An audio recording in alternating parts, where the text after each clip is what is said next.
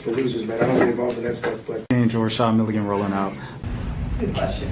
Brandon, we can't ask Rashad questions. Hey, Rashad. Yo, what's up, everybody? Welcome back to the channel. My name is Rashad Milligan. If you are new to the channel, this is the road to 5K subs. I miss my camera, man. I miss the camera and the camera battery and stuff like that. The chargers back in Georgia, but I'll be back like in a few days. So I was like, instead of shipping it out, I might as well just wait till I get back. So first couple days, the laptop camera was cool with me, but now it's like in my face, I feel like, and I'm like, I need some space. Anyways, you guys see the title of the video, financial literacy. So today in the Chicago Sky Presser, I asked Angel Reese about her Angel Reese Foundation collaboration or partnership with the Magic Johnson Foundation and Pull Up Neighbor to provide a financial literacy program for her alma mater at St. Francis in her hometown of Baltimore. And so she gave me an answer, and it was a really good answer. It was probably like nearly a minute. And she was just talking about, you know, her grandma teaching her kind of the things of saving and the tips of saving. And now growing up, having some money for the last 3 years or so through NIL and now through being a professional athlete. She said she didn't know how to manage all of that money when it came to her at such a young age. So suddenly, after having kind of like little to nothing, just as a regular, I guess, college student athlete with stipends versus NIL money, like it was just a huge kind of shock for her. And she said she wants to help prevent a lot of the mistakes that she had for the next generation and things of that sort, because you don't learn those things in school. And some people were like roasting it and stuff like that. Like they were, this and that. And the thing about it is, first, I think people just wanted something to complain about. People complain about everything because it's not only Angel Reese, but it's a partnership with Magic Johnson. And if anybody in the world is more qualified to do something like that, financial literacy course, and is using their wealth in the right way to help build up his community, is Magic Johnson. He's bought businesses and started things to employ people in particular neighborhoods. He's been extremely particular about the places where he's opened up. You know, I'm from Atlanta, so it's like off of Cascade, he owned the Starbucks off of Cascade and over by Green Bar Mall, and that like entire park. I said this in the last video, but I'll say it again. In that parking lot, he owned the TGI Fridays right there. He also owned Magic Johnson Theaters. And it was like he owned like just a lot of places outright in Atlanta. It wasn't a secret. It was just like the Magic Johnson Starbucks, the Magic Johnson this, the Magic Johnson. And most of the employees, if not all the employees in there, were Black people, because that's who lived in those communities in Southwest Atlanta. And so he's been doing that for years. He's on the board at the Boys and Girls Club, because I was having a discussion with a friend, a back and forth about because he was one of the people who was like, this doesn't help the Black community, like opportunity does, wealth distribution does. And I was like, well, what does wealth distribution look like? Because if you give people money, that is not enough. If you give poor people, or how do you say it in the best way, underserved communities money, most of them are going to end up broke again. Eventually they're going to end up broke again if you give them the means and everything like that. If okay, say Shark Tank, right? And your family, or you're even an individual, right, and you come from underserved communities and things of that sort, and you go up to the front, they say, tell your story. It's really tough for me right now. You know, it's difficult for me to get to school because I don't really have transportation, and the school closest to me, it doesn't offer me the best education opportunities and this and that. And I work a job. I work 2 part-time jobs, so that affects my sleep and getting up in the morning for school. And I have to work 2 part-time jobs because I'm taking care of my grandmother's medical bills, and I'm also helping my aunt pay the rent, and we all live under the same roof. And I'm also sharing my groceries among my 2-3 siblings and my cousin who also stays with us. So it's like 6 and 7 of us under the roof. I'm the oldest, who's still around because my oldest sibling, they're out, kind of doing whatever right now. We don't know where they are, and they've kind of fled from the family. So it's all on me to be the breadwinner of the family as a teenager. So what I'm asking from you is $250,000. Mark Cuban says, stamped, here you go. That person with that $250,000 is going to end up broke again by the next year, that time next year. And it's not because they're bad or this and that. When you get $250,000 now, aunties ask are different. Grandma's ask are different. The kids around you, siblings, cousins, everybody's ask is different. Everybody, oh, we rich now. I was watching, you guys seen Could Have Been Love with Drewski and stuff. Of course, that's a comedy and stuff like that. But the prize was $50,000 from Canes. And Bambi was so hell bent on this $50,000. And when she was announced as a winner, she like jumps on Drewski, breaks the chair, makes Drewski fall down. It was a viral moment. It was funny and stuff like that. But when she gets up, she says something. And I'm not sure if people like realize it because it's a comedy and it was a comedic moment. But she said, we rich now. $50,000. And she said, we rich. I think she said she needed a new car. She called her boyfriend. She broke up with her boyfriend. There's a couple other things. She told her family, we got money, this and that. And if you know anything about $50,000 probably get you through, if you manage your money well, like a year.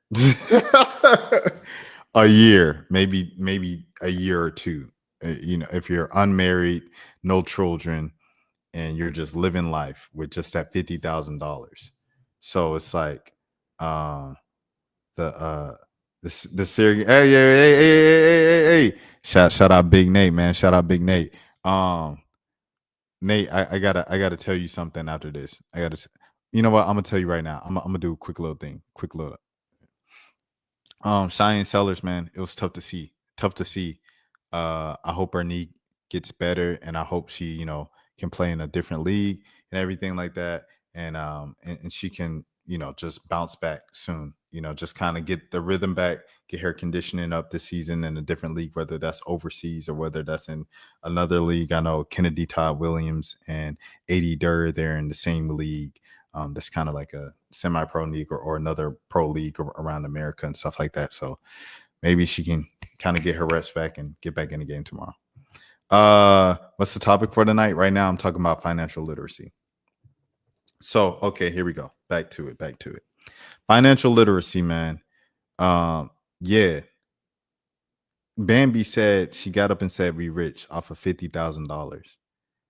And a lot of people would think, because she showed her bank account, and her bank account, I think it was either in the negatives or she only had like $30. A lot of people would think $50,000 would be life-changing money if you only had $30. Boy, look, let me tell you something. If you get a new car, if you get a new apartment, a new house, for sure a new house, a new, what else? A new wardrobe. You start eating out more and you start giving out more gifts and start, taking care of your family's rent, your family's bills, your family's this and that. You're going to look up in a couple months and that 50,000 is going to be gone, bro. 50,000 is not enough. So the thing that I'm saying is, and you got to think like, all right, here we go. I'm gonna go with this. And this is a bit more, I'll say this. This is a bit more controversial.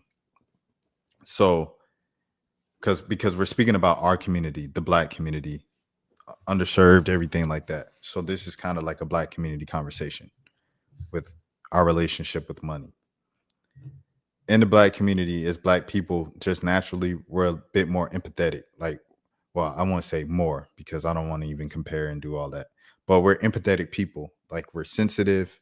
We're caring. We're forgiving. We're this, we're that, we're like, you know what I'm saying? very Christ-like, Christ-centered, even if, you know, someone's like, I don't identify as Christian, this and that. Like, we're just like gentle and nice people, giving people, thoughtful people. Because it's like, I think in our subconscious, we always know, like, we know what it's like to struggle. We know what it's not to have. So when we have something, we want to reach out and help this person, pull this person up and things of that sort. If you get $50,000 and you had $30 beforehand, the first thing you're going to want to do is, once you get something for yourself or once you get something for somebody else, you're going to want to be like, hey, you got that 50,000. I need $60 for my phone bill this month. I need $70 for Georgia. I need $30 for gas money. I need 15 for gas. I need this for that. I need 200. If I could just get 200 for my insurance, I appreciate it so much. I know you just wanted 50,000 with Drewski, this and that. And as a nice person with 50,000, you look in your bank account and you got 50,000, $30 versus $30. You're gonna say, oh yeah, no problem. Yeah, I want to help you out. I want to help you out. And you help out so many people, you look up and you right back at 30. And that's just the reality of the situation without financial literacy. So it's like financial literacy, the way that Angel Reese explained it to me in her answer, she was explaining it from as a high profile NIL athlete making millions of dollars your junior year of college, and you never had no money before like that. This is different. And this is what they teach in the schools and young financial literacy programs. How do you know that, Rashad? Well, because when I was working at the paper in Alabama, I went to a youth program. I forgot what the youth program was called. It was called Unite. Shout out to Unite. Shout out to Travis Smith, Dr. Travis Smith, T, aka T. He was the leader over there in his hometown of Lafayette, Alabama, right? And he did it like once a month on Saturday mornings at Lafayette High School in Alabama. And he's a professor, I believe, at Alabama State, or he used to be a professor at University of Florida. But anyways, he brought in, the one day that I went to cover that entire program, he brought in like this financial guy, and he was just giving basic advice. And he said, make sure you pay everything with the credit card, with the cash rewards card. And he said, you know, if you ever go to dinner with somebody and someone's like, oh, it's on me, he said they're rushing to say, oh, it's on me, because they have a credit cash rewards card. And the more they spend with that cash rewards card, they're going to get that money back, or they're going to get a lot of money back. And I ain't even going to lie. Me, at the time, I'm like 25. Like, I'm a grown man. I'm 24, 25 at the time. I'm listening to that. I was not 25. I was probably 23, 24. But anyways, I was in my early 20s, but I'm a grown man. I graduated college. I'm hearing that, and I got a cash rewards card, and I use my cash rewards and stuff, but I wasn't thinking like, don't just pay some of the stuff with your credit card for cash rewards. Pay everything with your cash rewards credit card. And I didn't know that. And so I'm sitting here, listen to this man. It's little things like that about money that you can learn from a financial literacy course. It's basic things like, say you get a $1,200 check every 2 weeks. How are we going to budget that? How are we going to divvy up that money, that $1,200, and make the most out of that $1,200 so we can make sure we got food in the fridge? We can make sure our lights are on. We can make sure the gas is on. We can make sure electricity is on. We can make sure Wi-Fi is going in our place. We can make sure we got gas in our car. We can get from point A to point B, and we can also put some money to the side for saving, whether that's 10% of the check, whether that's 5% of the check, even 3%, whatever, 3% of the check, right? And how are we going to make this money last us as much as possible? Okay, assets versus liabilities. What am I buying? What am I keeping up with? Do I have a sheet of all the expenses that I'm making, right? So if you don't drive, okay, what are the expenses for Ubers and DoorDash and Instacart fees for that month? Okay, you add it up. All right, it came out to just under $300. If I had a car, the car would have cost $30 a week for gas. That's about $120, and then $200 for the insurance. So that's 320. And then okay, parking fees probably if you live in the city, probably like another 50 to 100 if you go to a lot of events in the city. So now we're up to $400, $500. Okay. All right. So right now I'm saving about $200, $300 on this, writing it out, making a grocery list and not just getting what you want because you're hungry. Okay, what do I need? How much does it cost? Let me look at where can I get the best bang for my buck while also getting the best flavor for these foods. You have to learn all of this stuff. When I'm going grocery shopping and I'm going shopping for paper towels. Okay, this paper towel is so as strong and it comes with so rolls and it's $5.64.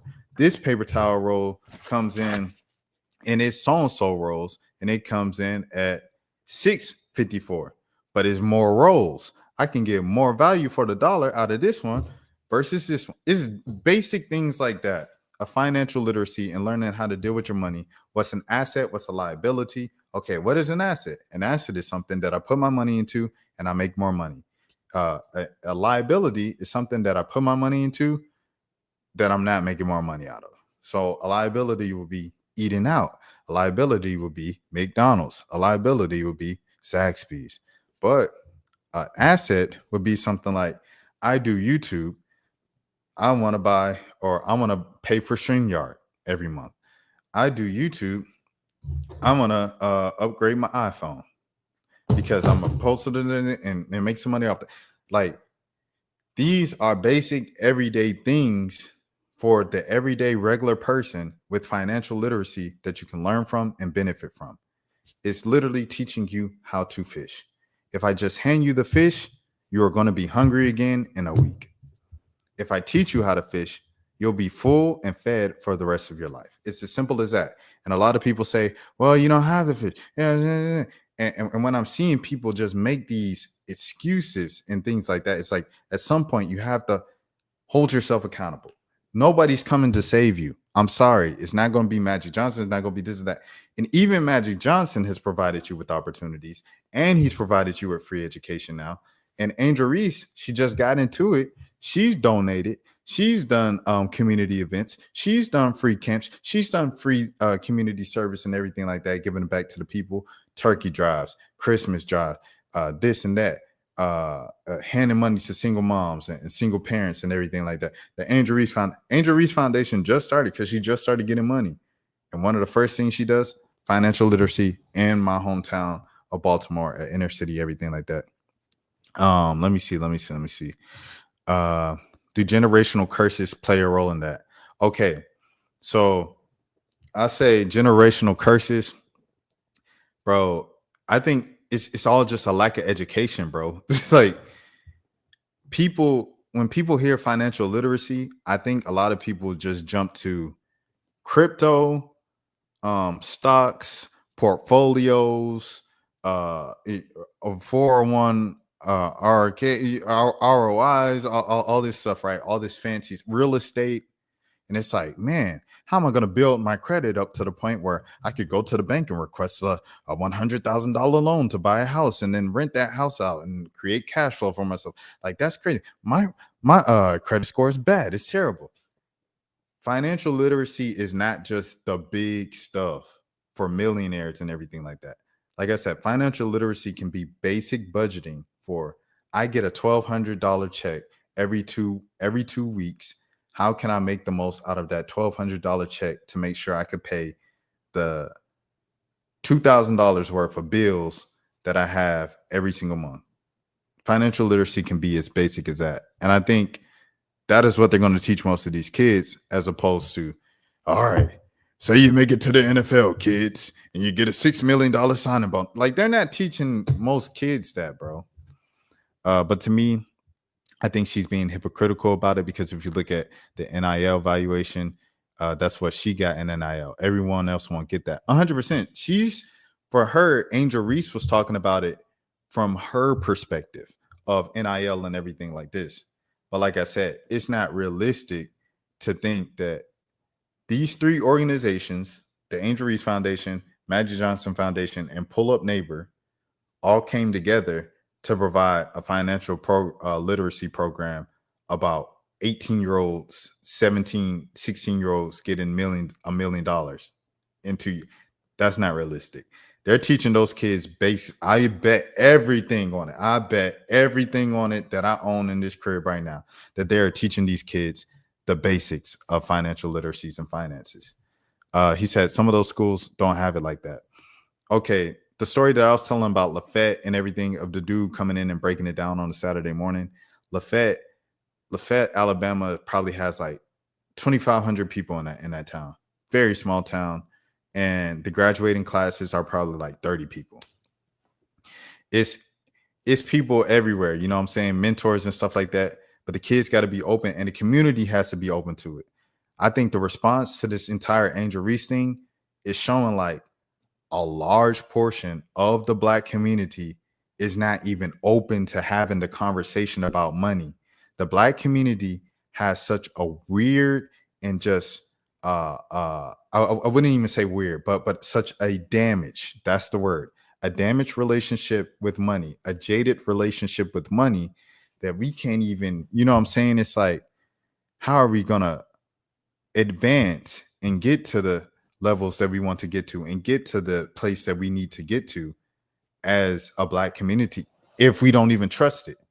It's like, we've been hurt, we've been scarred, we've been broken so many times, betrayed so many times by money, we don't even trust them. So anytime someone comes up and says, hey man, this is how you can create cash flow and get your family in a better situation and bring us all up, we can only do it one household at a time, and it starts with you.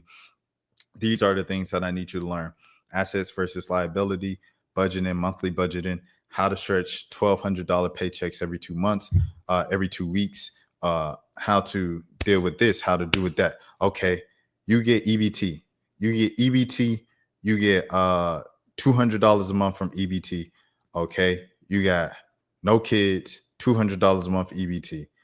So that's $100 every 2 weeks, $100 every 2 weeks. That's not enough to eat a whole month, right? That's not enough to eat a whole month. But you do get $1,000 every 2 weeks, right? Because you get a check from, say, I don't know, you get a check from the government for this much, and then you also you might get disability, or you might get, just your job.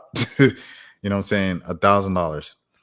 How can we make sure that you're not starving every single night? Here's how we're going to budget it up. That's stuff like financial literacy, bro. All right, let me see. Teaching how to write a check, how to create a grocery bill, etc. 100%.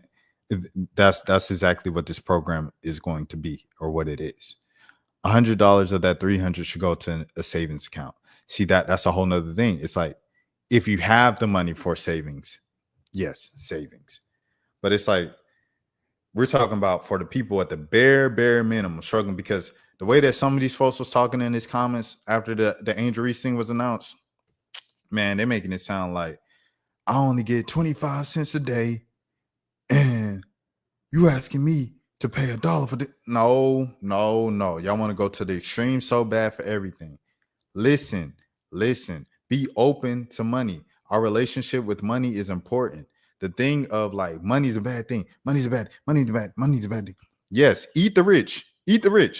If 8 men at the top of the world own half of the world's wealth, right? Yes, eat the rich, tax the rich, yeah, all that stuff, right? At the same time, the reality of the situation is we do live in a capitalistic society. It just is what it is. We live in a capitalistic society, so you need money to operate. Okay, so since we need money to operate, since we need money to do what we need to do, how do we move from there? Instead of being like, dang, we got to make money. What I had to do was, my money was low with my YouTube or whatever a couple months back, right? Like, I just had some family stuff going on and everything. I wasn't consistent in my uploading, and my money was as low for YouTube as it's been since I first started getting monetized.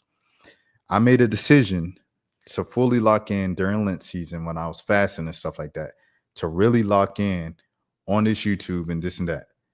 Man, I ran it up. I ain't getting no Aiden Ross money like that yet. I ain't getting no DDG money like that yet, but I run it up just from locking in and working my behind off and making sacrifices and this and that. And when you tell people something like that, they're like, man, but you shouldn't have to work. You shouldn't have to grind. We shouldn't have to sacrifice our sleep. We shouldn't have to sacrifice this and that. It shouldn't have to be grind culture. This and that. I hear what you're saying. Mental health is important. Physical health is important. Rest is important. And you shouldn't have to be wired all the time to think about work. But sometimes you have to do what you have to do. And sometimes you got to do something, period. Like we can sit down and complain all day about the grind culture and capitalism, but you have to eat at the end of the day. I have to eat. Nobody else is gonna feed me. I'm old now. Like I'm adult. I'm an adult now. My mommy isn't going to come to feed me anymore. It is what it is. So it's like, all right, if no one's coming to save me, if no one's gonna feed me, I have to go get it. And if I have to go get it, and I'm only dealing with this amount of money, a limited budget, how can I make sure that budget? When my first job out of school, I was working at the paper in Douglas County. I probably, out of my homies, I was probably making like on the low end, one of the lowest salaries out of all my homies. And it might not even have been the lowest just because I'm in the field of journalism and media. So it's like your first job, you don't get nothing. You get pennies most of the time. Unless you're Malika Andrews, Malika Andrews and Shams. Shout out to Shams as well. Both of those people my age. But I was making $27,000, bro, a year. So it's like I still had probably more money in my bank account than a lot of my peers and my friends. And it wasn't because like I was making more. It was just I just knew how to manage my money. And that's something that you just need to know. If you don't know how to manage your money, it's like I only said all of this because I've just seen so many cases where it was like people needed money. They came into some money. Someone gave them a large lump sum of money where it's a big deal. Say it's a church. I'll give just a hypothetical situation, right? Say it's a struggling single mother with some kids. She ain't got no transportation. She ain't got this. She ain't got that. But she comes to church every single Sunday and she's there devoted. Sometimes her kids come with her, everything like that. And since she's so devoted to service and smile on her face always throughout all the struggles and everything like that, they come Christmas weekend, right? Christmas weekend on Sunday. Floretta come up here. Oh, I didn't use somebody else's name that they ain't had nothing to do with that story. Let me think of a name. Sorry. Sydney, come up here. Let's say Sydney. Sydney, come up here on the stage. Sydney, we know you've been working hard. We know you've been doing this, da, da, da, da. So the church and I, we have been taking up a collection each and every single week for the past year to assist you and your family. Merry Christmas, here's $10,000. They go, $10,000. They get the big old check. They take the picture and everything like that. $10,000. Man, they come back next month. Kids coming back looking like it's the first day of school fresh. Mama come in a new dress. Mama come in a new car. Mama coming. It was only $10,000. And so they get all this new stuff so they look better on the outside, the external, but they still going to the same crib. They still got the same bill problems. They still got the same trying to stretch out food budget, everything like that. I've seen it too many times, multiple times, where someone was given the money. Someone was given the access to the capital. You can even get, like, when people say wealth distribution and they say opportunities, give them jobs. You can even give someone a $200,000 job, bro. A $200,000 job. And if they don't have the financial literacy, if they don't have the financial knowledge, what are they going to do? A lot of people are going to get a $200,000 house, a $50,000 car, or a $100,000 house, a $50,000 car, and then a whole new wardrobe. They're going to upgrade. They're going to go out more. They're going to eat at more expensive places. They're going, oh, I got it. It's on me. They're going, okay, so now you're at 200,000, but you still finding a way to live check to check. Or you're going to move to a more expensive neighborhood and you're going to do that. You know what I'm saying? So it's like you upgraded your life because you're making more money with the new job. And it's like, when you upgrade your life with the new money, you're still kind of living check to check. What was the whole point? And it was like, because you didn't have the financial literacy. So it's like financial literacy needs to be at the base of everything. And for these kids who are high school age, they need financial literacy. But you can make the argument that when it comes to stopping crime, trying to get young kids out the streets and creating economic opportunities. Yeah, I mean, I'm not going to lie. Yeah, money is going to help stop a lot of crime, because a lot of crime stems from, the people who's really from that. A lot of the crime stems from like just lack of money, no money. Like everything people do is for money. Like it's a whole, you guys know or I don't know if you guys, it's a whole like famous monologue from one of the movies, like the Paid in Full. Paid in Full is like, name one thing that people do in the hood that's not for money. Yeah, it's like Childish Gambino uses it at the end of Centipede. Everything they do is for money. People have to be willing to change their mentality. 100%, man. It's like, it's accountability. It's accountability, bro. Like at some point you have to be like, at the end of the day, it's only me. I have to live with the decision, with the results. Like regardless of who did what, who put me in a position, what I got going, like I have to do what I have to do. But the victim mentality is a serious problem. In order to get out the gutter, you're gonna struggle and grind. There will be peaks and valleys. 100%. Nate is spitting. But that's the primary thing I wanted to say about this financial literacy thing, because it's just received so much like kind of just bad things, bad reviews and stuff like that. And I was watching the other day a conversation between Eric the Young God, who's a YouTuber, and he was doing a conversation with FD Signifier, another YouTuber who's like a lot into intellectualism and things of that sort. And FD, he brought up a very interesting point that I never heard of before, a phrase. It's called vicarious satisfaction. Vicarious satisfaction, he said, he deals with it a lot as an intellectual YouTuber, where people will ask him to cover certain topics or issues and things of that sort. Because if he covers those things and they hear him talking about these issues and bringing it to the forefront and bringing it to people's attention and not doing anything, that'll still make them feel better that they heard about it, or that they're aware of it, or that, more people know about it, as opposed to actually doing something to solve the issue. So here we go. Vicarious satisfaction refers to experiencing the pleasure or fulfillment by observing or hearing about another person's actions or experiences rather than participating in them directly. In a religious context, particularly in Christianity, it refers to Christ's sacrifice on a cross as a substitute for human sins, thus satisfying the demands of justice and offering atonement. So pretty much like in the real world, it's just like people will rather, talk about fixing the Black community and what the Black community needs to do with fixing the money and everything like that, as opposed to doing something about it, bro. Like, if you want to do something about it, like legit, go to a community event. Like, there's these millionaires, especially celebrities, do a lot of community events for free, where they're giving back to the people. Everything is publicized. They put it out. They might even put little banners and stuff like that. If you want to do that, volunteer to help them at an event and pull them. You know what I'm saying? If you get a moment to be beside them, talk to them.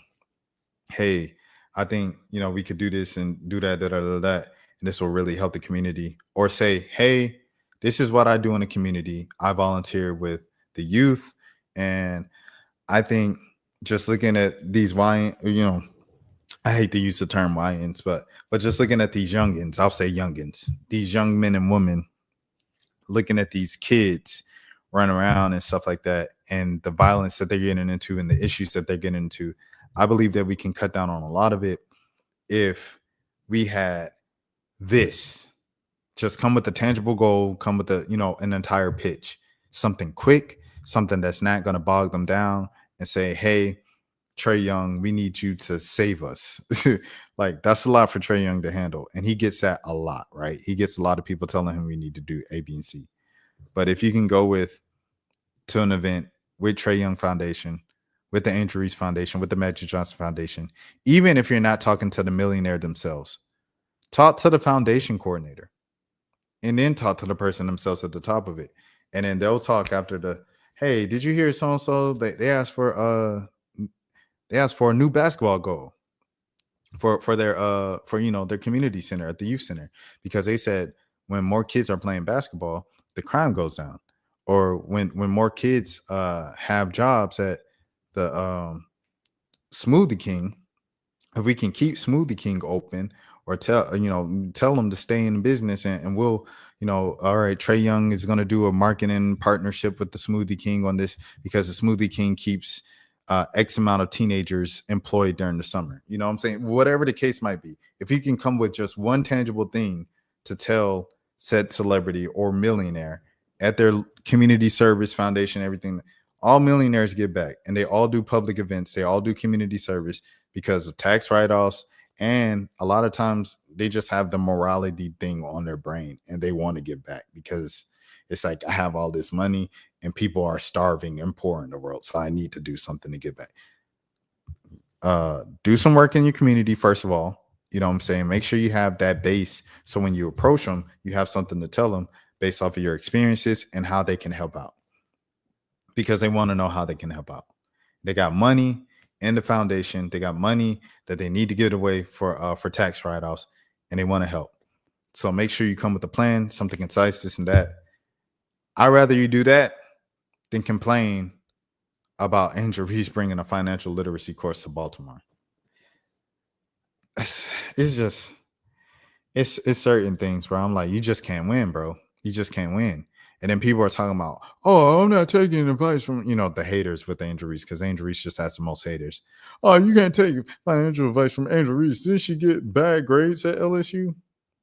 Have you ever heard of Magic Johnson?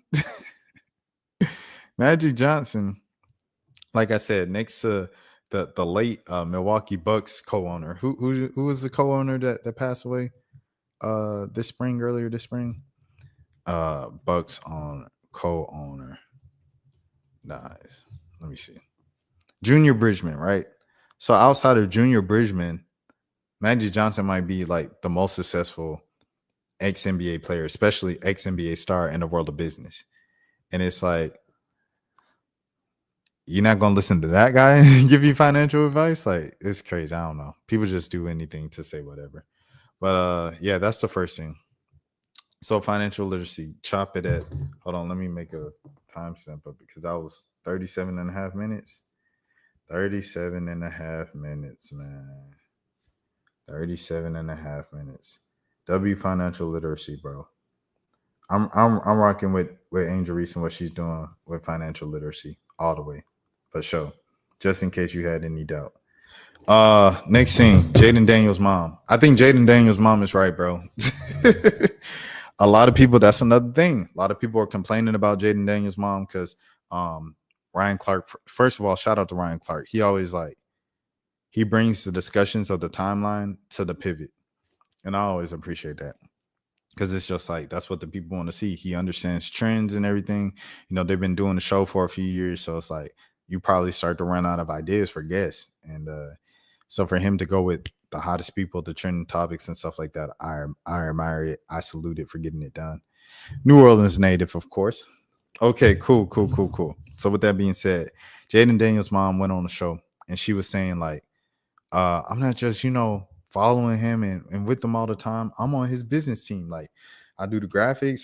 I set up a lot of the marketing opportunities, advertising opportunities, ABC. Whoop. So she says that, and she said the quote of no girls around him was 2 years ago when he was in college. But the thing is, bro, with her constantly being there and a presence, it might seem like a nuisance. It might seem this and that. Jayden Daniels hasn't been involved or reported in one reckless car accident. He hasn't been reported in any driving under the influences. He hasn't been reported or affiliated with any baby mama drama. He hasn't been reported or seen in any shade room, in any the neighborhood talk, any of those pages. You know what I'm saying? Gossip, Baller Alert, Milagro, all those blogs, right? He hasn't been reported in any of those for going on a back and forth with an Instagram model who's posting a whole paragraph thing about him in her Instagram story. They screenshot it and they're posting all his tea and all his, you know what I'm saying? They were posting all his drama and stuff like that. You haven't seen Jayden Daniels involved with any of that. The biggest, how do you say it? The biggest controversy with Jayden Daniels is that his mom is next to him. Are you serious? His mom is next to him. That's the biggest controversy we have. His mom is there. You ain't never seen Jayden Daniels in no allegations. You ain't seen no woman come out and post some text screenshots about Jayden Daniels. You ain't never seen a woman come. Jayden Daniels put his hands on Jayden Daniels. You ain't never heard none of that from Jayden Daniels. And the kid now is the hottest thing in the NFL because he was the offensive rookie of the year. He was darn near MVP candidate. He led his team to the NFC Championship game. And, I mean, he's just got a bright future. He was only a rookie last year. And he was almost like a perfect quarterback as a rookie. So he's the hottest thing, right? Like, shout out to Pat Mahomes and shout out to Jalen Hurts and AJ Brown and Devontae Smith, you know, everybody on the Eagles, the super team and stuff like that. Salute to them. But like Jayden Daniels was the youngest kind of guy doing it last year, bro. You know what I'm saying? It was kind of like CJ Stroud the year before. Last year, CJ Stroud was the hottest guy. You know, he was with, you know, walking out with Amber Rose and everything like that at the Travis Scott softball game and stuff. You know, but and you still never heard anything crazy with CJ. Like his biggest controversy is talking about Jesus too much in this press. Like, are you serious? Like that's the worst thing you've done is say, "Thank you, Jesus. We won the game. Praise God."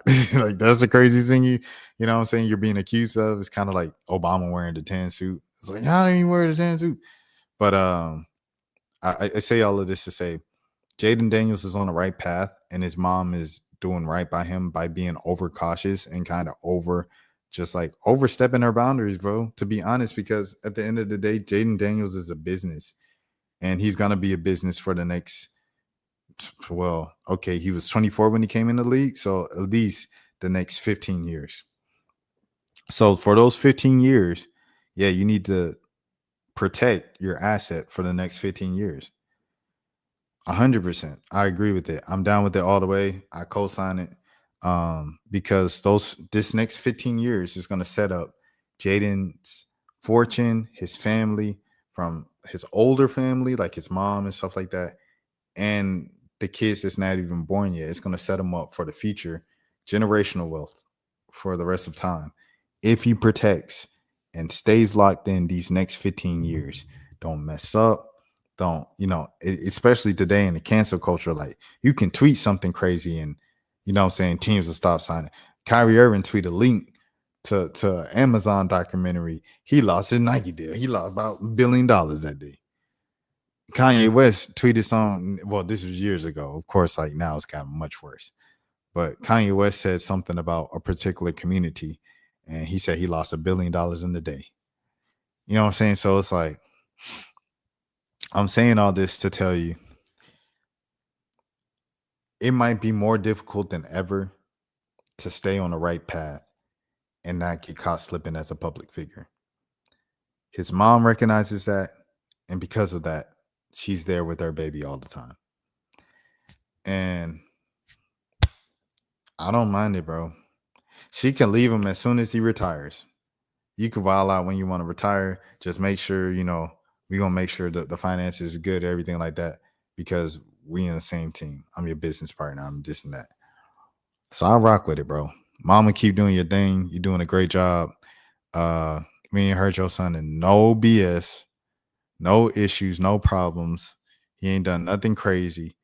And that's all because you're parenting and your presence. Like a child is, he's not a child, he's an adult, but a child of a parent, right? It's much less to do something just insane if the parent is right there. It's like a chaperone, right? It's the reason why police cars kind of just park in dangerous neighborhoods late at night. Like, it's like, are they going to do something? They just sitting there, right? But it's like that cop car sitting there, that squad car sitting there, it's going to lower the chances of, statistically just speaking, it's going to lower the chance of a crime happening in the area. And that's all it is. It's just like, Me being here, your mom being here, you're gonna be a lot less likely to make a horny decision that's gonna ruin the rest of your life and your money. Anthony Edwards. Anthony Edwards talking about, I'll give you the $3 million up front to shut up and never talk to me again. Man, you getting these allegations. I'm looking at the baby mama drama these days, bro, where it's like the woman would just go on Instagram Live or go on Instagram stories and he don't look for his kids and he barely see his kids and he just on the road. He just always busy. Ma'am, you had a child with the entertainer. You had a child with a professional athlete. You know he has a demanding schedule. Y'all knew that when y'all was even just dealing with each other. So yeah, oh, he never at home. He always got an event. He always so busy. He always this. Be here for your kid. I gotta change that. Man, and they do it with they 100,000, 400,000, 300,000 followers. Man, look at what Zion's going through, bro. Like Zion's always in some stuff like, and it's not even him. It's just a woman he chose to affiliate himself with. You know what I'm saying? Mariah Mills, and now the current girl, or I don't even know. It ain't none of my business. But I know they be in the headlines, and I know folks be going viral. And you know whose name is attached to it? Zion Williams' girlfriend, Zion Williams' ex-girlfriend, Zion Williams' side chick, Zion Williams' baby mom. That's what every post start with. And this young man, Jayden Daniels, ain't been involved with none of that. And that's just a testament to his mom. You know what I'm saying? Everybody's not going to be a Jalen Hurts who's just like, I'm a Glaze who's just perfect. Jalen Hurts is just perfect. I ain't gonna lie. He's just a perfect dude. You know what I'm saying? You can say what you want about his throwing abilities and everything like that as a quarterback, but as a man, just like everything that he portrays to the public, he pretty solid dude. And pause, my bad. I didn't mean to lick my lips right there. My mouth literally just dried up from talking for 50 straight minutes. Give me a second.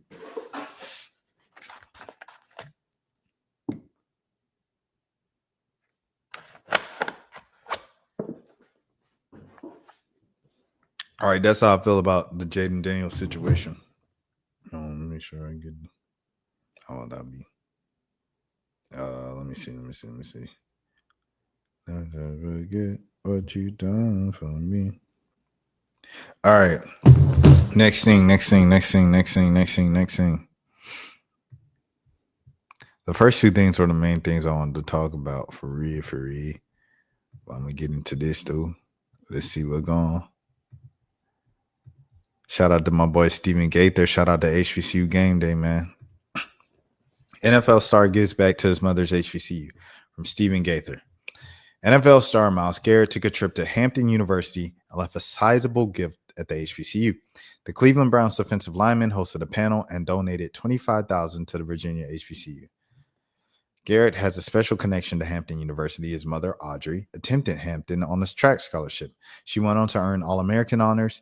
Audrey is active in Delta Sigma Theta sorority, a doctoral candidate in strategic leadership, and currently a part of the Southern University Law Center. Myles Garrett is the CEO of the Johnson. Oh, my bad. I was like, Myles Garrett is the CEO. Myles Garrett and the CEO of Johnson Energy Storage, Brandon Martin, participated in a panel discussion on the Hampton campus designed to inform students on the importance of science, technology, and engineering and math, along with the benefits of pursuing other academic interests outside of just athletics. Always keep pushing, always continue to grow. You're never too young or never too old to learn something new or learn from someone, Garrett said in an interview with 13 News Now. Mentorship and knowledge come from the people young and old. Continue to diversify and pursue things authentic to yourself. Love what you do. Find what you're passionate about. Continue to be resilient and curious for the rest of the days of your life. Garrett played his college ball, at Texas A&M University, where he was a unanimous All-American as a senior prior to being selected number 1 overall in the 2017 NFL Draft. He is now a 6-time Pro Bowler and All-Pro. Was named to the 2023 NFL Defensive Player of the Year for the Cleveland Browns. So, yeah, Myles Garrett, the best edge rusher, the best rusher, period, in the NFL right now in football. I have a story with Myles. I met Myles in 2016, his senior season. I was also a senior in college at the College Football Awards in Atlanta at the College Football Hall of Fame, and he was just a cool dude, bro. Like he didn't act like other football players. He just act like a regular guy. Like, and a regular guy is difficult to explain because it's like, what's a regular guy? He was like,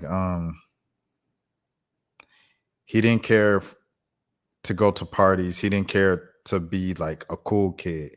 You know, like on the movies, there's like football players, especially if you're one of the better football players, it's like you got to be cool and this and that. He was so comfortable in his own skin. Like it was this dude from Clark with us. He was a reporter too, and student reporter. He was like, "Hey, bro, I'm gonna have all the girls, bro. It's gonna be crazy. We're gonna turn up at the AUC. Why you gotta go?" He was just looking like, "Yeah, yeah, yeah." And you could tell by like his face, even just back then, we were all in college. You could tell he wasn't about to even entertain it. Like that wasn't his thing. And I just always respected that. Like I always remember that moment. I remember the conversation we had. He's just a cool dude. Like we talking about schoolwork. He's talking about why he likes school. I'm debating him about why I don't like school. And and you know, I don't know. We were just talking about like regular like college debate stuff. You know what I'm saying? You know how you talk with your homies and you'll debate some random stuff or anything like that. Like, nah, bro. If we as the humans can come with it, you know, like the one man versus 100, one gorilla versus 100. Like it was stuff like that we was just talking about. He was a super nice guy. And the next night, the actual college football award show, you know, I seen him. I said, Myles. He seen me and smiled, and we came over and we took a picture together and stuff like that. And ever since then, I don't think he's ever remembered me because I've seen him probably about 3 or 4 times since then. And every single time I say what's up, Myles, like he don't even be looking. He keep it pushing, and his social battery is done and over with. But he's a really nice guy, really intelligent young man. And like I said, more than anything, that's most important with him. He's like the biggest dude. You know what I'm saying? Like 6 some, probably like 6'5", 6'6", something like that. Big hands. You know, built obviously the best rusher in the league, right? So he's a big dude, big humble giant, dog. Like just gentle. You know what I'm saying? Just a cool dude, bro. Like just like the nicest guy. And it's like, yeah, okay, yeah. I might read a book. I might play piano. I might go play chess or something like that. I might go play some video games, read. You know what I'm saying? Just different stuff. He doesn't feel like that. He has to like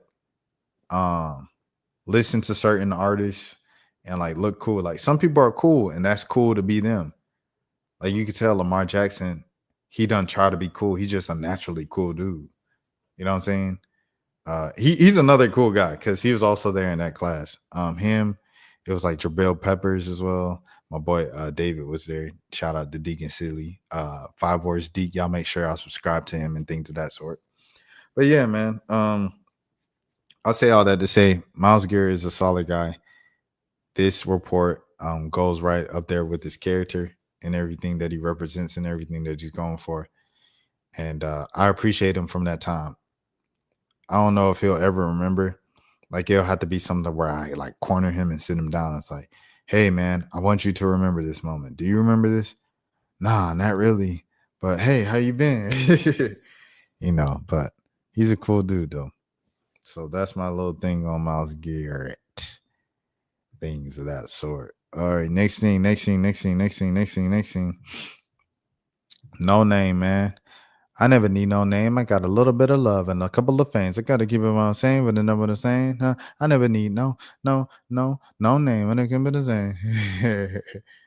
They apparently canceled her summer stage show, and it comes 1 week after Kalani's show was canceled. Noname's Juneteenth show was canceled days after the Adams administration applied pressure to stop Kalani's summer stage show in Central Park.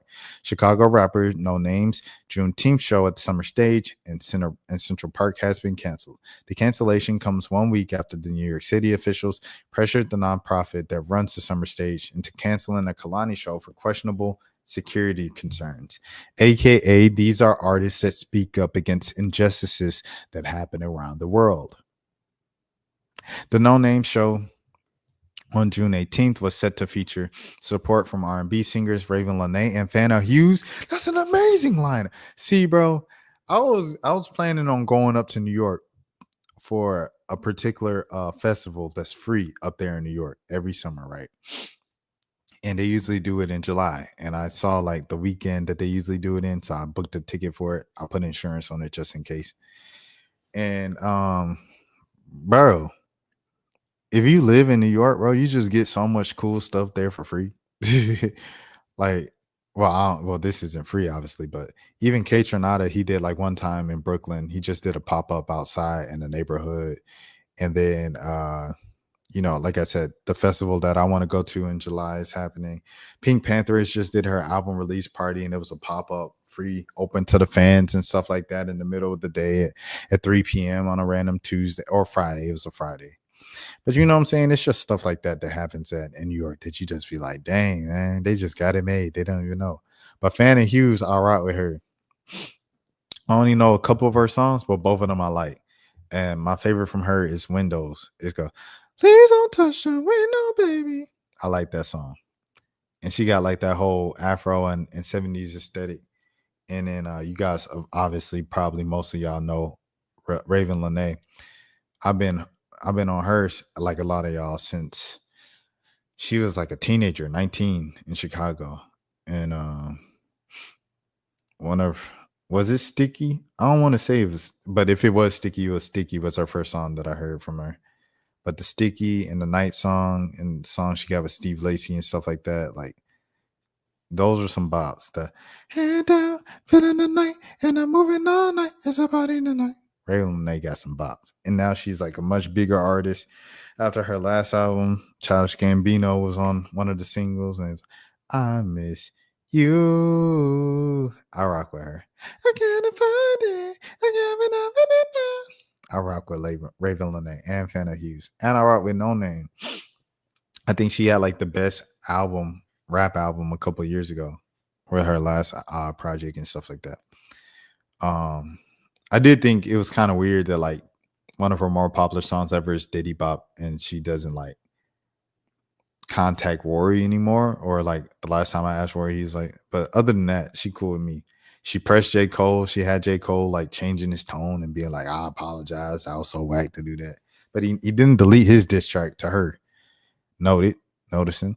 We reached out to No Name's representatives for comment and will update the post if they will respond. City Parks Foundation, the nonprofit that organizes the summer stage shows, said that they did not book the No Name performance. Heather LaBeouf, the foundation's executive director, told Hellgate that the show was organized by Live Nation and the cancellation is between the artist and Live Nation. Also, another thing about No Name, when she was doing that, like, y'all favorite rappers don't be really in the street when they make their whole career off of black plight and things of that sort and blah, blah, blah, right? And then J. Cole made the song. He's like, oh, you got to sign up?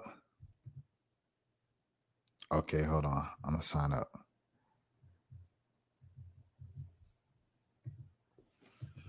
I'm going to sign up. Get the kids that. But yeah, she's like, y'all favorite rappers make money off of this and that, but they're nowhere to be found right now in a time where we need to have all the stuff going. And then J. Cole made the song. He's like, you know what? I don't read that much. That was his whole thing. He's like, you know what? You're right. I don't read that much, actually. And what did she do? She created a dang book club, man. No Name is so cool, bro. She's so cool. She created a book club around the nation. Like, and people, man, No Name's so dope. And she pretty too. She's a pretty conscious rapper. This past weekend, a collective of artists, a collective called Artists Against Apartheid. Oh. See, Kalani really be about it too. She be in them trenches, boy. But sometimes I be hearing her statements. I'm like, man, she be treading some light water. She like, shout out to all my Jewish brothers and sisters. They not with this. Man, boy, she come out with a statement every week. This past weekend, a collective called Artists Against Apartheid released a statement calling the cancellation of the Kalani concert censorship and a retaliation against the artists' opposition to the genocide being committed against the people of Gaza. Last month, Cornell University revoked Kalani's invitation to perform in the scheduled end of the semester concert, calling the R&B singer's use of the phrase "Long live the Antifa," uh, antif- and intifada, and costuming adorned with keffiyehs in a music video released last year, anti-Semitic. The Adams administration, perhaps concerned about the First Amendment implications from the municipal government forcing the cancellation of a public concert because it did not agree with Kalani's political views, raised "quote unquote" security concerns about the show. Last week, the first deputy mayor, Randy Mastro, sent a letter to the City Parks Foundation. This is a great story. Who wrote this story from Elgate, bro? I'll scroll up at the end of the story. Sent a letter to the City Parks Foundation threatening to pull their license to hold events. We write to advise you that we have security concerns about the event, given the controversy surrounding Kalani's scheduled performance at Cornell University, causing university officials to cancel the appearance. The security precautions needed for an event like this in Central Park and the security demands throughout the city and other pride events during the same period of time. Mastro, that's not Mastro, right? Oh, it's just Mastro. Mastro wrote in the May 5th letter, City Parks Foundation canceled the event, which headlined Pride with Kalani the same day. What followed the Kalani summer stage cancellation was a tense silence. City Parks Foundation turned off comments on their Instagram post announcing the cancellation and did not respond to our repeated requests for comment, nor did Live Nation, the agency that sold the tickets. Hellgate also reached out to a number of artists slated to perform at summer stage this year to ask them how they felt about Kalani's shows getting canceled and did not hear back. Then on Monday, we noticed a rapper, Noname, deleted the Instagram post as she made an announcement 2 weeks ago announcing her summer stage show, and Ticketmaster announced that the show had been canceled, refunding ticket holders. We asked the mayor's office for specifics about the Kalani cancellation. Were any concerts subject to the same safety concerns? Was the administration denied the cancellation that had anything to do with Kalani's pro-Palestine comments? In response, Mayor Adams' team referred us to the comments he made in a press conference last Tuesday, May 6th. When he was questioned about the Kalani show being canceled, Adams' first raised issue was anti-Semitism, not security, and seemed to echo Cornell's complaints about Kalani's speech. Well, listen, everyone knows my feeling about the increase in anti-Semitism throughout the country. Eric Adams, man, gotta love him, right? Anti-Semitism throughout the country, and if not, throughout the entire globe. We just raised the first deputy mayor, Mastro, raised in the public safety concern, as we do many times. We have gatherings of these magnitudes, and we're not the first that looked at, the performer and talked about cancellation. I understand a few colleges have done the same thing. Pressed on whether the example of free expression colliding with the public safety concerns, Adams insisted we did an analysis with all that's going on would impact public safety. The mayor continued, we wanted to do an analysis to make sure that it wouldn't. And based on, without us having to go into a full analysis, the Parks Foundation made that determination. Justin Harrison, Senior Policy Counsel for the New York Civil Liberties Union, told Hellgate that there weren't enough publicly available details to know whether the Adams administration had violated the First Amendment by forcing the cancellation of the show. The situation definitely raised concerns, quote unquote. Though details of the specific cancellation remain sparse and protecting New Yorkers' safety is paramount, censoring differing viewpoints or canceling events due to quote-unquote controversy is never the right response, Harrison wrote to Hellgate in an email. Any attempts by the government to control or silence certain viewpoints pose free speech concerns and undermine the vibrant, diverse spaces in New York City thrives. Kalani has not responded to our request for comment. After the Cornell show was canceled, the artist released a TikTok. I'm not anti-Semitic nor anti-Jew. Kalani said, I'm anti-genocide. I'm anti the extermination of an entire people, the bombing of innocent children, men and women. That's what I'm anti. So also with this, it kind of lines up with what Hassan, the streamer, was saying. Adlin Jackson wrote this. Good job, Adlin. Salute to you. Shout out to Adlin Jackson, bro. He's the co-owner of Hellgate. Salute to this brother, man. But yeah. What I was saying, this kind of goes with Hassan, the streamer, the political streamer. He was talking about what was Hassan talking about? Like how he gets stopped and searched and questioned about his anti-Trump comments and stuff like that on stream now. And he says he feels like he's being watched a little more and more. It feels like free speech is being squandered a bit more and more. Ironically, you guys were making, a lot of other people were making the argument that free speech exists with the lady using hate speech towards a 5-year-old autistic child. So there's that. And that's what's currently going on, man. Just make sure you're paying attention. Shout out to Alan Jackson. This was a well-written story, man. All right, next thing, a little more light. It's not lighthearted, but it's 2 minutes. It's Uncle Luke. Oh, it ain't no if. You take the if out. That's 2.7 million in child support. Yes, that is what I paid. Now I got the number because I never added it up. And that's not including paying the attorney's fees. So it's well over 3 million. Sheesh. Because you got to pay the other side attorney's fees. And everybody mad at me. I got one child call me up, tell me Happy Father's Day. I tell them all, I'm crazy. I said, if you hate me so much, won't you change your last name? Nobody wants to do that. $2.7 million. 5 kids. I paid $2,500 a month.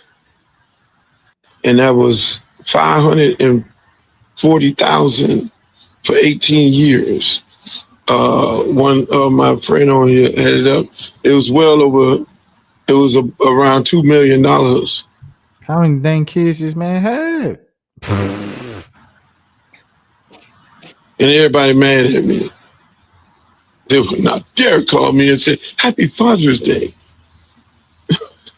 Because the motherfuckers turned them against me. Tool management, fellas. Tool management is important. This is once again why I have no problem with Jayden Daniels' mom being there and protect the company. The same way that the offensive line need to protect the quarterback, his mama need to protect the company, protect the assets, protect the fortune. All Jayden Daniels needs to do is stay on the straight and narrow for the next 15 years. If his mama can be with him and she can take your mama's boy jokes for 15 years, be so much more money, boy. Tool management is the most important thing.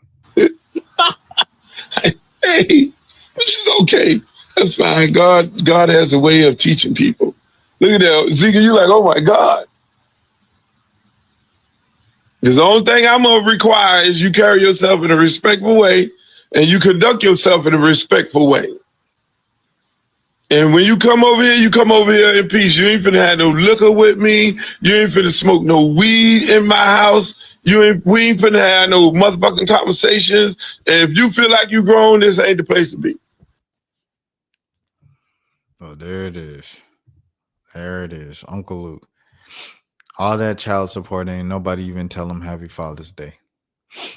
This is from Milagro. She had a update of the opening statements that began in the Sean Diddy Combs trial, a thread. This is from the AP sketch. Opening statements have begun in the racketeering and trafficking trial of the hip-hop mogul Diddy. The final stages of the jury selection took place right before the opening statement. Assistant U.S. Attorney Emily Johnson pointed at him as she stood before the jury. She stated that he was larger than life to the public, but there was another side to him, a side that ran a criminal enterprise. To the public, he was Puff Daddy or Diddy, a cultural icon, a businessman larger than life. But there was another side to him, a side that ran a criminal enterprise. Dang. During this trial, you are going to hear about 20 years of defendant's crimes, but he did not do it alone. He had an inner circle of bodyguards and high-ranking employees who helped him commit the crimes and cover them up. Those crimes, she said, include, you see the crime, I'm not even going to say it, bribery and obstruction, I'll say that. The hip-hop icon leaned back in his chair as she spoke. Johnson told jurors about a night when Combs allegedly employee and threatened one-time girlfriend Casey, a key witness of the trial, that if she defied him again, he would release the tapes of her being with a male escort, tapes that the prosecutor called souvenirs of the most humiliating nights of her life. That was just the tip of the iceberg, Johnson said, telling jurors that Cassie was far from the only woman that Combs abused and exploited. Johnson is directly to the prosecution's claim that the violence was a critical tool for how Combs kept people in line. She described a moment when he suspected that his longtime girlfriend was cheating on him. He said one of his employees to help find her, and when he found her, she said he beat her brutally, kicking her in her back and flinging her around like a rag doll. For 20 years, the defendant, with the help of the trusted inner circle, committed crime after crime. That's why we're here today. That's what this case is about. Central to Combs' abuse, prosecutors say were highly orchestrated, drug-fueled parties called freak-offs, Wild King nights, or hotel nights. Combs' party paid for the parties held in hotel rooms across the U.S. and overseas, and his employees staged the rooms with preferred lighting, extra linens, and lubricant. Johnson said Combs compelled women, including Cassie, to take drugs and engage in activities and male escorts, and he gratified himself and sometimes recorded them. Combs sat back with a stone-faced look towards Johnson and the jury as the prosecutor described what she said was a pattern of violence, abuse, and blackmail. Should I? Okay, I'll go here. He stomped on Cassie's face in an SUV. Then he made her stay in a hotel for a week to hide her injuries. He said, wow, he set up freak offs as often as once a week. She spent half of her time. The defendant made an escort pee in her mouth. Dang. Would you like to come with Rob to America? Sorry, that wasn't funny. That was on humor. That's terrible. Prosecutors plan to show jurors the security camera footage of Combs beating Cassie in the hallway of a Los Angeles hotel in 2016. There may also be recordings of the events called freak-offs, where prosecutors say women had intercourse with male workers while Combs filmed them. The indictment said the events sometimes lasted days, and days is crazy, and participants required IV drops to. What in the world? Rio, here, she, and I'm God. Hey, hey, hey, hey, run for your life. Everybody talking about Puff, but everybody's on trial. Why can't Drake blank that out? But he said, say Drake, like with his chest. Is it because he looked up to Diddy? And like, if he looks up to Diddy and stuff like that, like, why don't he call out Dr. Dre? Like, you got a whole song where you calling out Drake for having homies that got weird cases. And you like, yeah, Dr. Dre, my OG, I love you, brother. Like, it's crazy, right? I'm not even no Drake fan. I'm just pointing it out. Well, no. I'll say I like Drake. I'm not going to say that. See, the beef make you, I'm a Drake fan or a Kendrick fan. No. I like Drake. I ain't going to lie. Some stuff from Drake. After the video Combs assaulting Cassie in the hotel aired on CNN last year, Combs apologized and said he took full responsibility for his actions. I was disgusted then when I did it. I'm disgusted now. Prosecutors won't be showing the CNN video. They've edited their own clips, and there is also a recording made by the hotel security employee. The prosecutor is telling jurors that they will hear the lengths that Combs' inner circle went as they helped him hide the attack and get what they thought was the only video recording.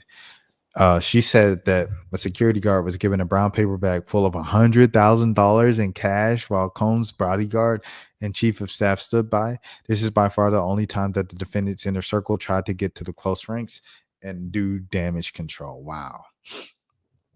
You will hear from an employee that said he was forced into an SUV with a blink blink, and from a chef. They worked punishing hours at the same time without sleep. They brought drugs for him. They were expected to keep quiet. Some of the witnesses have already received settlements. You will hear from a lot of escorts, but that the defendant directed them and filmed it. An escort saw the defendant beat a Cassie and drag her by the face during the freak off. You'll see records from the hotels and damage his car services. You will see text messages in which the defendant tells the staff that he'll bring cash for escorts.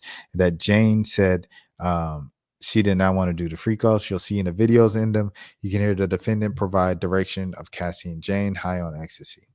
Johnson said Combs also brutally beat Jane, a pseudonym, when she confronted him last year about the enduring years of the freak off in dark hotel rooms while he took other paramours on date nights and trips around the globe.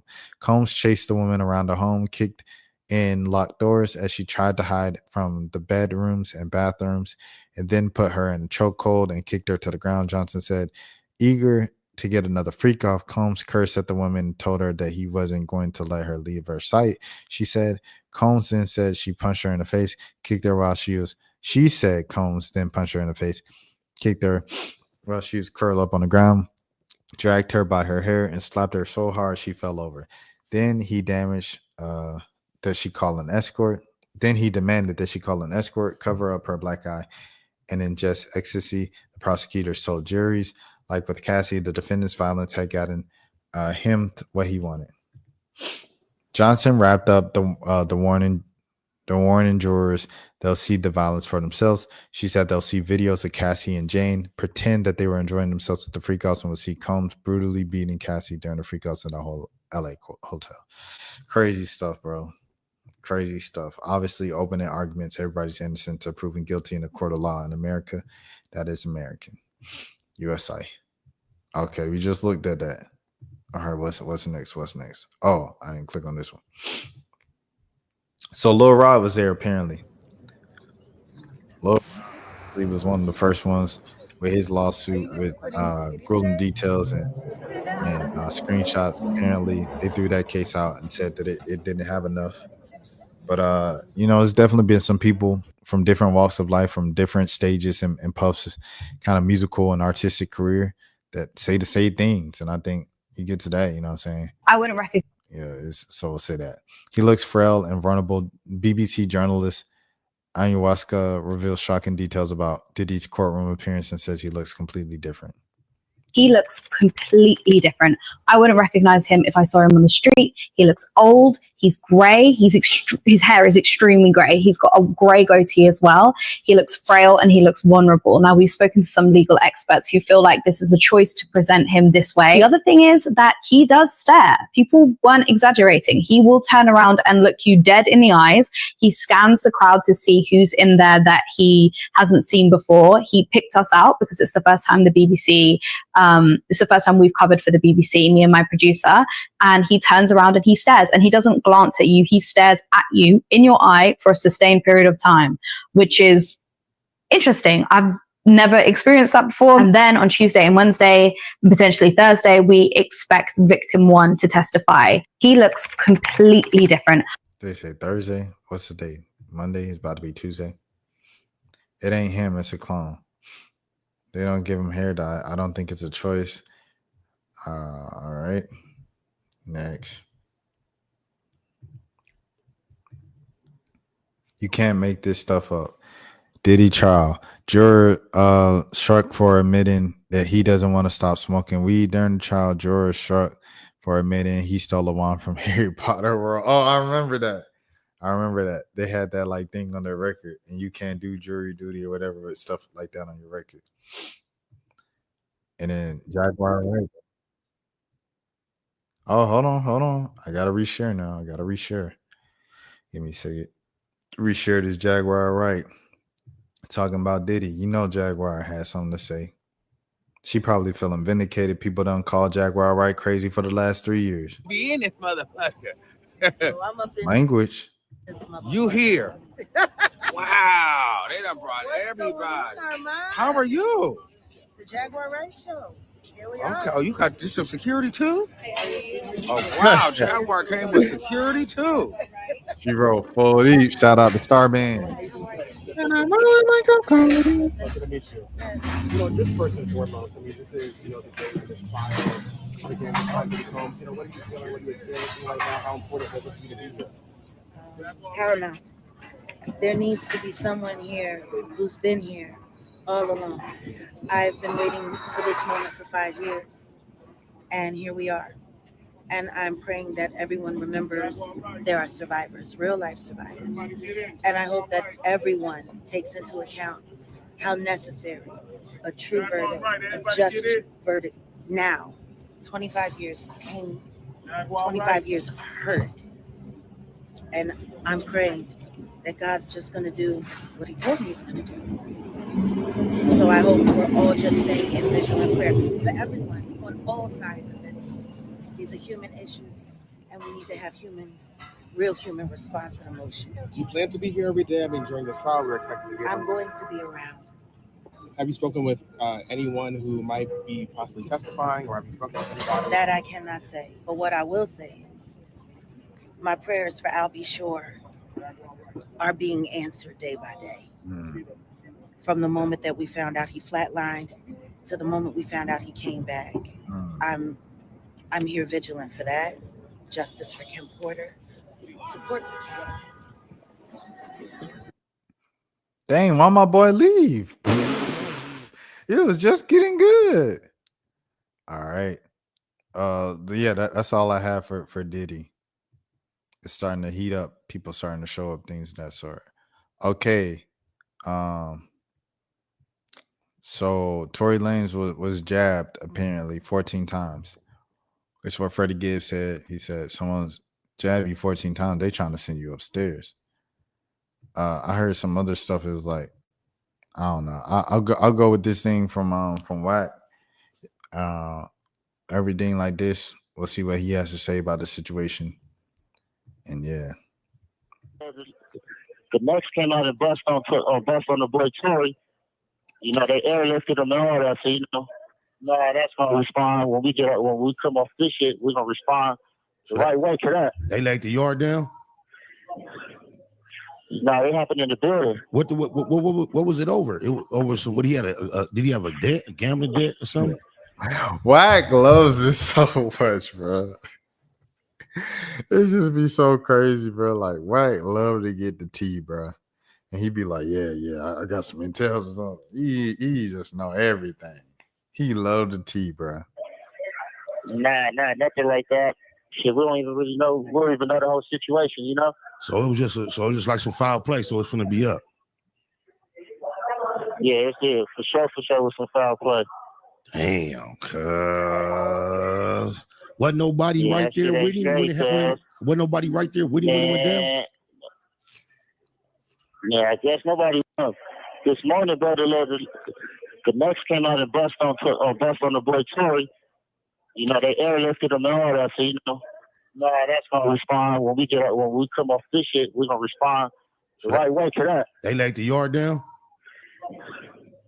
No, it happened in the building. What was it over? It was over. So what he had a replay. So yeah. There it is. Man.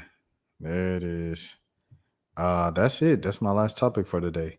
Yeah, but Tory Lanez was jabbed apparently behind bars 14 times. I'll read a story about it so you guys can get the full details. 14 times. He released a statement on Instagram saying that he's breathing again on his own, and he was in the what? He was in something like he was in the hospital up and breathing and stuff like that on his own, everything like that. Let me see TMZ. I'll read the TMZ version. Excuse me. All right, here it is. Tory Lanez exclusive. A representative for the California Department of Corrections and Rehabilitation confirms to TMZ Tory Lanez was attacked by another prisoner in a housing unit at the California Correctional Institution and text Poppy around 7:20 this morning. Prison staff dashed to the scene, began administering fist aid to Tory after calling 911. Tory had, but I'm like, you stabbed 14 times, bro, or jabbed 14 times. Excuse me. Like, how did he live, bro? 14 times, like that's crazy. Tory was then rushed to the hospital off prison grounds to receive more treatment. The CDCR spokesperson did not disclose Tory's current condition.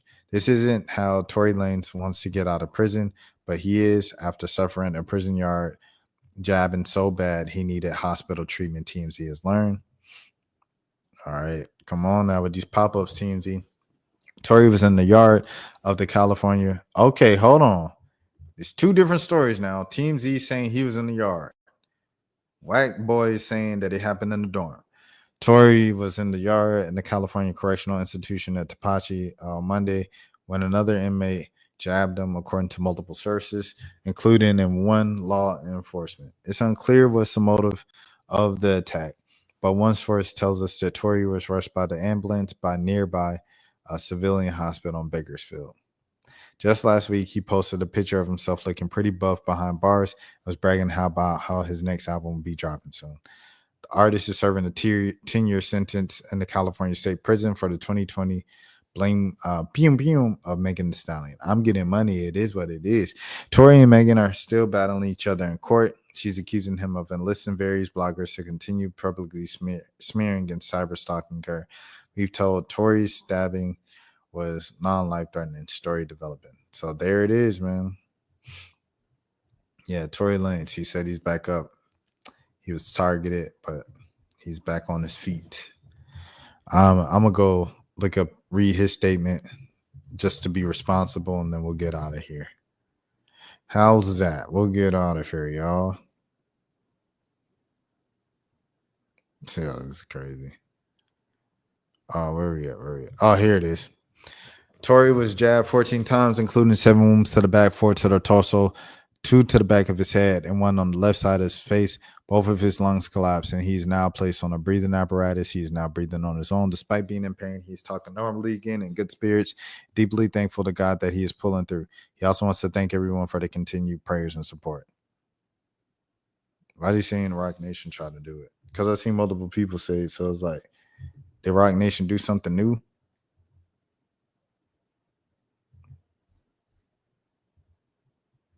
Let me see. Apparently, the management company tried to sign him. He refused and then opted to go with a more lucrative option.